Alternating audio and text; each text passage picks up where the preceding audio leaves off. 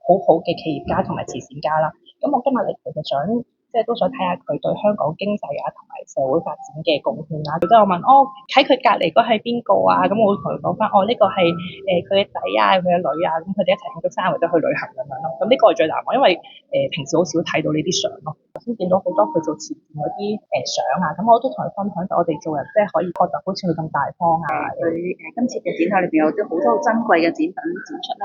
佢細個帶嚟嗰陣時候嗰個平金嗰個稱啦，個相嘅參加嚟去睇下，同埋去懷念一下佢嘅歷史。佢係個心胸咧係好廣闊嘅。我哋每一次咧做完啲會議之後咧，佢都會係好親切咁去問候我哋，你哋食咗飯未啊？有冇飯食啊？咁呢樣嘢咧對我哋真係好令我哋好感動。佢呢一生係一個即係帶俾香港一個好大嘅。咁我係小學同埋中學都係喺李博士資助嘅學校度讀書嘅一個學生啦。我呢6年咧都係冇交過學費嘅，我可以無後顧之憂咁樣去學習，都好成功咁樣考到中大嘅中文系，成為咗我屋企第一個大學生，都係好多謝李博士。